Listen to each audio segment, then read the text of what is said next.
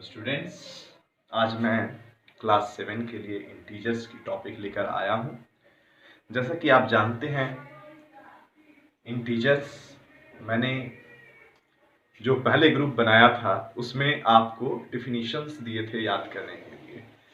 एक था integers. Integers से क्यों शुरुआत कर रहा हूँ? क्योंकि आपका यूनिट 1 जो है स्टैंडर्ड 7 यूनिट 1 इंटीजर्स है आपका पढ़ने का। ठीक है, इंटीजर्स पूर्णांक संख्याएं। तो आपको बताया गया था whole numbers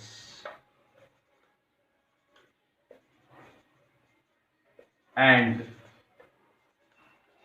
there negatives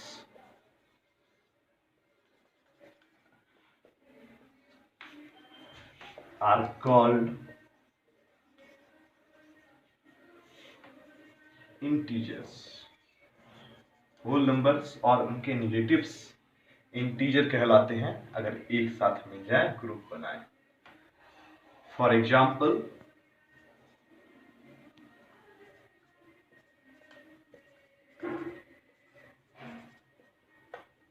-4, -3, -2, -1, 0, 1, 2, 3 etc। इस तरह से जब चला हमारा ये क्रम, तो ये कहलाया इंटीजर्स।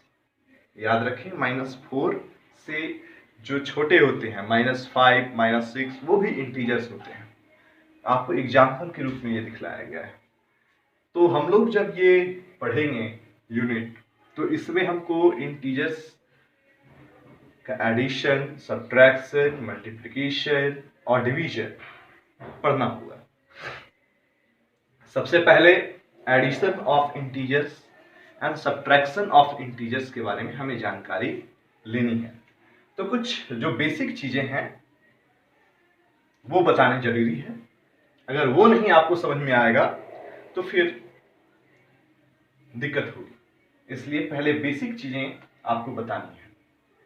सबसे पहले शुरुआत करते हैं दो पॉजिटिव इंटीजर्स से।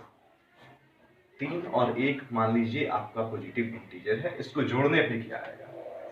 4, क्योंकि 3 और 1 दोनों पॉजिटिव इंटीजर है। याद रखेंगे, जब दो पॉजिटिव इंटीजर्स होंगे तो एडिशन की प्रक्रिया होगी। उसके बाद 3 है और -1 है। इसको किस तरीके से जोड़ा जाएगा? तो इसको जोड़ने के लिए 3 प्लस माइनस और 1, इसका आंसर आपको 2 आया। ठीक है, कॉन्सेप्ट क्लियर हुआ। जब प्लस और माइनस दोनों का साइन होगा तो वहां पे सब्ट्रैक्शन होगा। उसके बाद अगर मान लीजिए कि -3 के आगे है और ये 1 है, तो इसका रिजल्ट क्या आएगा? यहां पे देखना है, एक प्लस और एक माइनस है तो सब्ट्रैक्शन होगा, लेकिन बड़ा कौन है?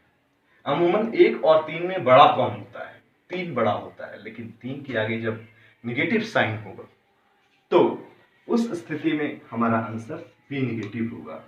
कहने का मतलब यह है कि रिजल्ट इस बात पे निर्भर करेगा कि जो बड़ी संख्या है उसके आगे साइन क्या है, वो किस तरीके का साइन रखती है। अगर इस तरीके का हो कंडीशन, जब माइनस दोनों के आगे, मतलब कहने का यह है दोनों निगेटिव इंटीजर्स हो, -3 और -1, तो उस कंडीशन में क्या होगा? प्लस माइनस माइनस उस कंडीशन में जुटेगा। याद रखें, जब दोनों पॉजिटिव इंटीजर्स होंगे तो भी एडिशन की प्रक्रिया होगी, और जब दोनों नेगेटिव इंटीजर्स होंगे तो भी एडिशन की प्रक्रिया होगी। फर्क यही होगा कि नेगेटिव इंटीजर्स जब जुटेंगे तो उसके आगे साइन भी नेगेटिव हो जाएगा। तो ये कुछ बेसिक चीजें थी, कंसेप्ट थे जो आपको समझने चाहिए। आशा करता हूं इतना समझ गए होंगे। इसके बाद आपको कुछ प्रॉपर्टीज के बारे में बतानी है मुझे, तो आइए प्रॉपर्टीज के बारे में जानेंगे।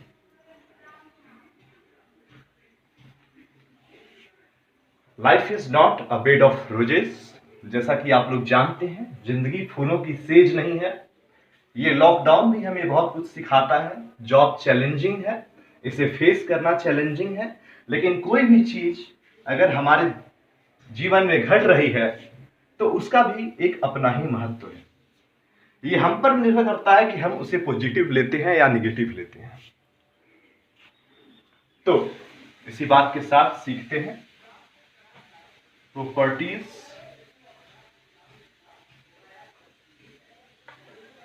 Of integers.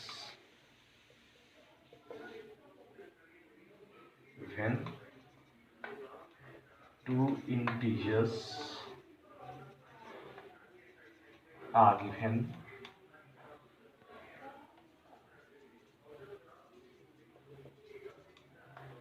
and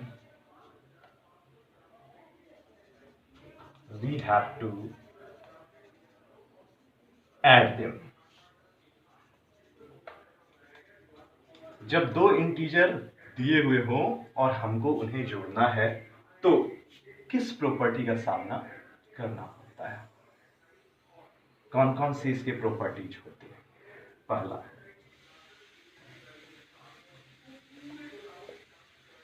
closure property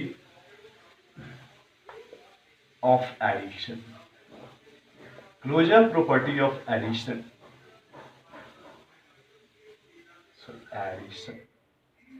closure property of addition, ये प्रॉपर्टी के बारे में पहले जानते हैं। Let a is equal to 3 and b is equal to -1। ठीक है, माना कि a इज इक्वल टू 3 और b इज इक्वल टू -1 है। Then the sum of a and b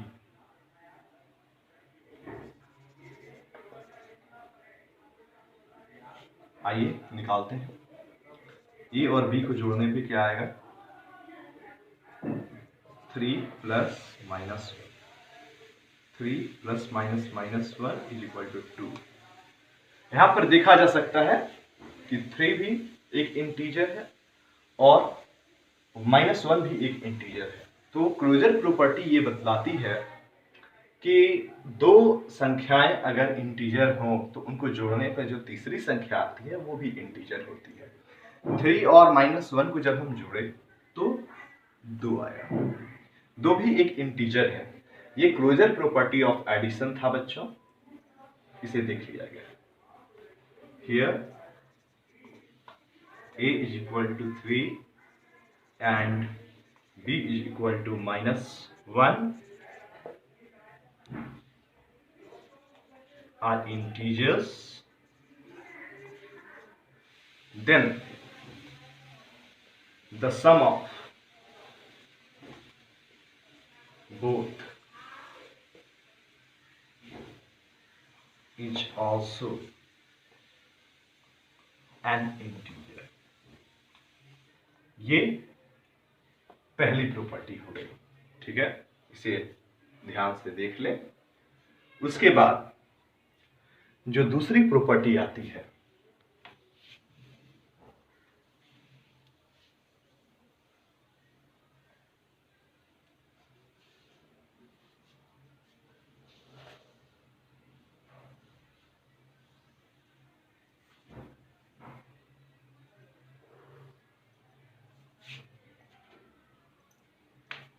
वो होती है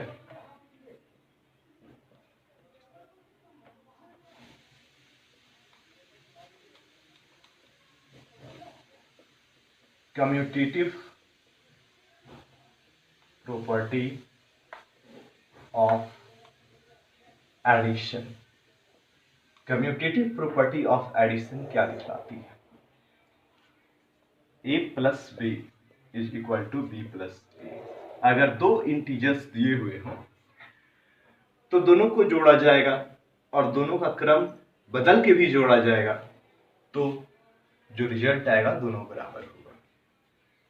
if a is equal to 4 and b is equal to -2, then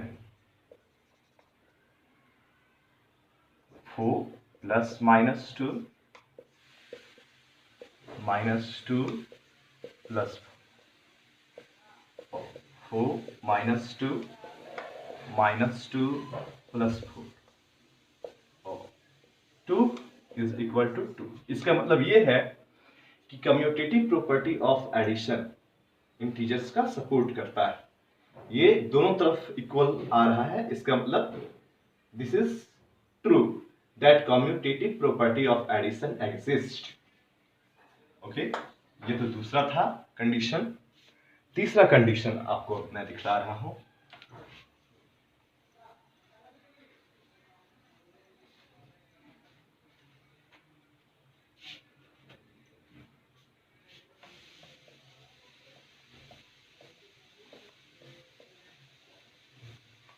associative property of addition. You have to know about associative property of addition. May it exist or not when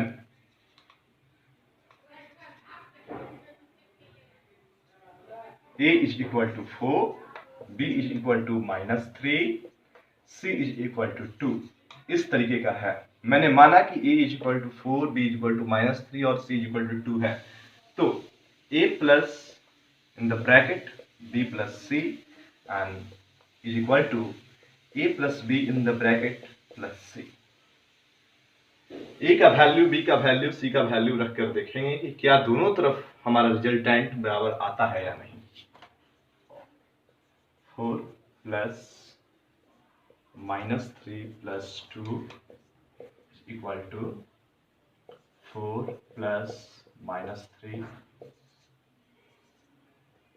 plus 2 और 4 plus -1। 4 plus minus children minus plus 2 और 4 plus minus minus 1 plus 2 और 3 is equal to 3। See, the associative property of addition exists। associative property of addition exist करता है क्योंकि यहाँ दोनों तरफ equal result हमको प्राप्त हो रहे हैं। ये थी बात प्रॉपर्टीज की। इस वीडियो में इतना ही। नेक्स्ट वीडियो में मैं इंटीजर्स के सब्ट्रैक्शन की प्रॉपर्टीज लेकर आ रहा हूं। फिलहाल इसे देखें, समझें और हमारे द्वारा दिए गए होमवर्क को कंप्लीट करें। हमारे दिए गए होमवर्क को कंप्लीट करें और अगर कोई प्रॉब्लम हो तो उस प्रॉब्लम को भी पूछने का कार्य करें ताकि आपको कोई परेशानी ना हो। Good bye.